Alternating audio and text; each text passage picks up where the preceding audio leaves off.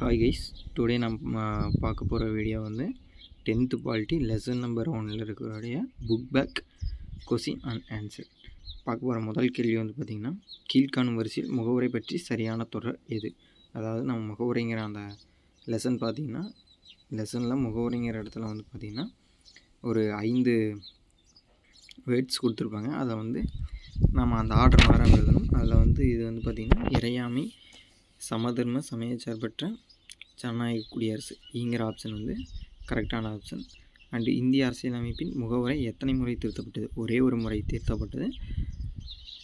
அது வந்து பார்த்திங்கன்னா 1976 42வது அரசியலமைப்பு சட்ட திருத்தத்தின்படி ஒரே ஒரு முறை திருத்தி அதில் வந்து 3 வேர்டு சேர்த்துருப்பாங்க. ஒன்று சமதர்ம, சமயச்சார்பற்ற, ஒருமைப்பாடு அப்படிங்கிற 3 வேர்டு வந்து ஆட் பண்ணியிருப்பாங்க. அதுக்கடுத்து 3வது கொஸ்டின் வந்து பார்த்திங்கன்னா, இந்திய அரசியலமைப்பு தனது குடிமக்களுக்கு எந்த வகையான குடியுரிமையை வழங்குகிறது? எந்த வகையான குடியுரிமைனா ஒற்றை குடியுரிமை. அதாவது நாம் இந்தியாவுக்குள்ளே எந்த இடத்துல வேணால் போய் வாழலாம். ஓகேங்களா? தமிழ்நாட்டில் வாழ்கிறங்காட்டி தமிழ்நாட்டுக்கு ஒரு மாநிலத்துக்கு ஒரு குடியுரிமை, அதுக்கப்புறம் மத்தியில் சென்ட்ரலில் ஒரு குடியுரிமைன்னு இல்லாமல் ஒட்டுமொத்தமாக இந்தியாவிற்கு வந்து ஒரு குடியுரிமை, இந்தியாவில் வசிக்கும் மக்களுக்கு வந்து ஒரே ஒரு குடியுரிமையை வழங்கியிருக்குது நம்ம அரசியலமைப்பு. ஓகேங்களா?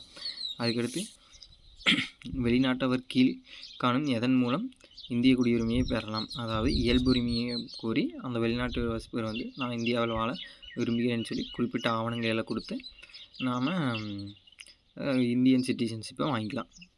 அதுக்கடுத்து மாறுபட்ட ஒன்றை கண்டுபிடி.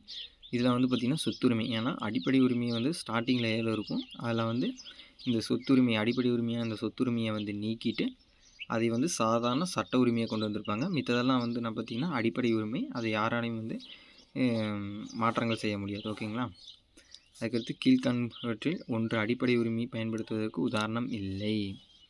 அதே தான், சொத்துரிமையை தான் வந்து நீங்கள் வந்து வேர்ட்ஸில் கொடுத்துருக்காங்க ஒரு கான்செப்ட் ஓரியன்டாக. மித்ததெல்லாம் வந்து பார்த்திங்கன்னா அடிப்படை உரிமை. இந்த கர்நாடகாவில் வந்து கேரளா பண்ணைகளில் வேலையாட்கள் பணி செய்தல் அப்படிங்கிற போது அந்த ஆர்டிகல் நம்பர் 19 வந்துடும். நாம் எந்த இடத்துல வேணால் வேலை செய்யலாம். மித்த வந்து சமய உரிமை, சமயச்சார்பு உரிமையில் ஒரு 2வது ஆப்ஷன். 3வது ஆப்ஷன் வந்து சம வேலைவாய்ப்பு, பொது வேலைவாய்ப்பில் சம உரிமை, அந்த ஆர்டிகல் 16 வந்துடும். இது வந்து சொத்துரிமை. அதனால் வந்து இதை வந்து அடிப்படை உரிமையிலிருந்து வேறுபட்டிருக்கு. அதுக்கடுத்து 7வது, இந்திய குடிமக்களின் அடிப்படை உரிமைகள் மறுக்கப்பட்டால் அவர்கள் தேசை அணுகி தங்களது அடிப்படை உரிமைகளை பெறலாம். அடிப்படை உரிமையில் எந்த வித மாற்றம் கொண்டு வந்தாலும் நாம் உச்ச நீதிமன்றத்தை அணுகி நம்ம அடிப்படை உரிமையிலிருந்து பாதுகாப்பு பெறலாம். ஓகேங்களா? அதுக்கடுத்து பின்வருவற்றில் எந்த உரிமை டிஆர் அம்பேத்கர் அவர்களால் இந்திய அரசியலமைப்பின் இதயம் மற்றும் ஆன்மா என விவரிக்கப்பட்டது?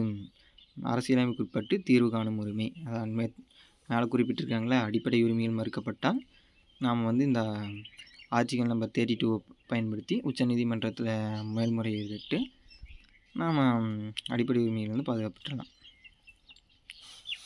அடிப்படை உரிமையை எவ்வாறு நிறுத்தி வைக்க முடியும்?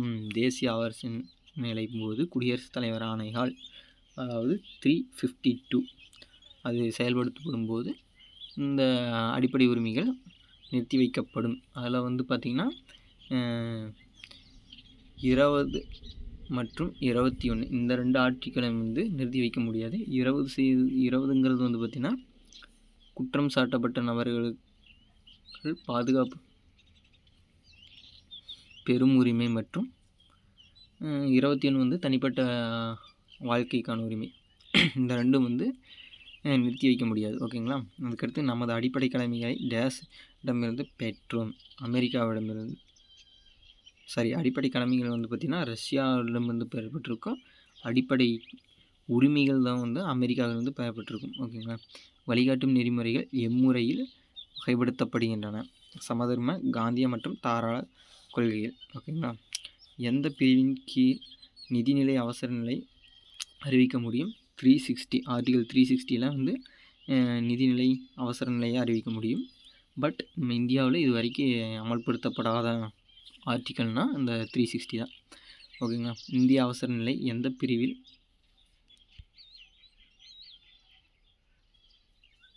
அரசியலமைப்பு திருத்தம் நடைமுறை குறித்து தரப்பட்டுள்ளது?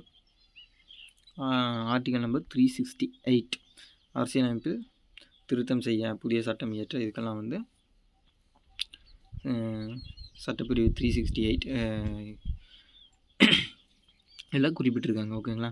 எந்த குழு கமிஷன்கள் மத்திய மாநில உறவுகள் பற்றி பரிந்துரை செய்தன. ஓகேங்களா.